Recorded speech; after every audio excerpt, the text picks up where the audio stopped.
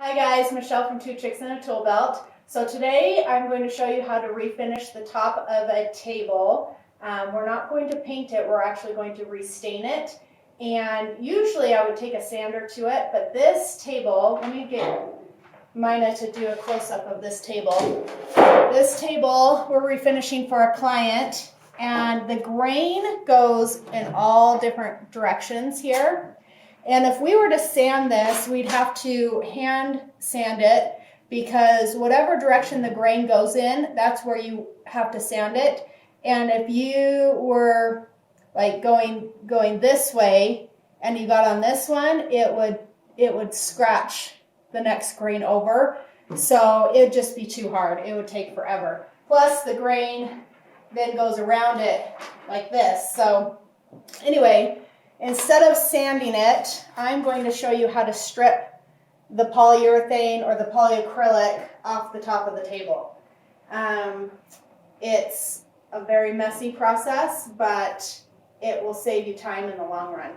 So, first of all, I've got my refinisher. This is from Clean Cutter, and this is the best product I've found so far to strip stain and paint and polyacrylic, polyurethane off the top of whatever you're doing. Normally, you know, Mina and I are always telling you, you don't have to strip anything, you don't have to sand anything. But in some cases, when the grain is so beautiful and our client especially wants to see the grain, we're going to refinish it in a darker color.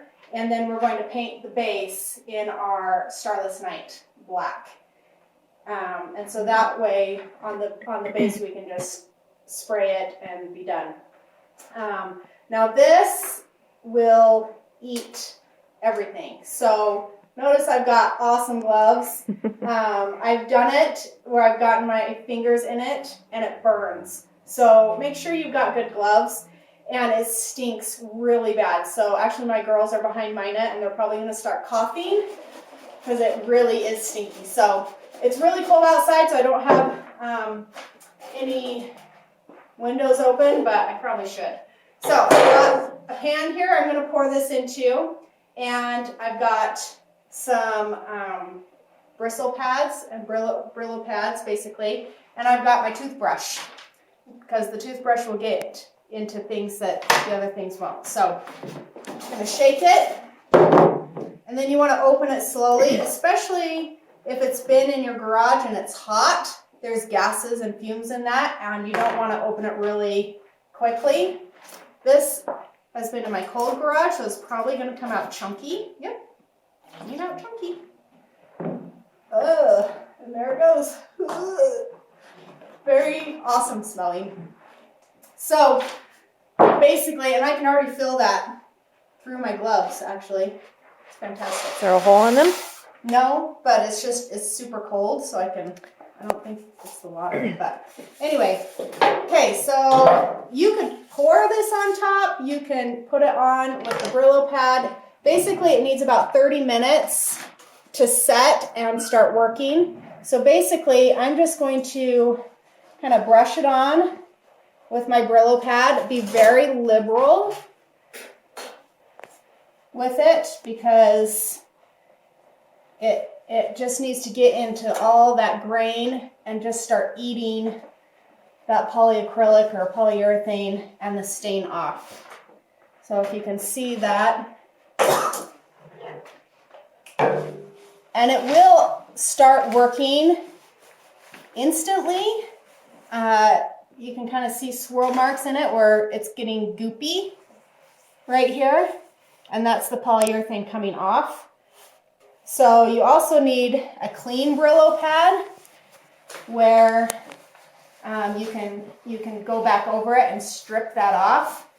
Okay, can you see right here? Can you see the lighter color that's already coming off? So if I wanted to sit here and just work at this, it would just start coming off really easily. But Mina and I have a meeting to go to, and so I'm going to put it all over the table first, and then I'm going to just leave it for about a half an hour. and come back and then show you how this comes off.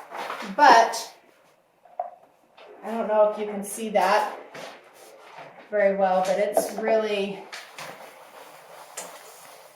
coming off. You can see how dark the liquid is right here.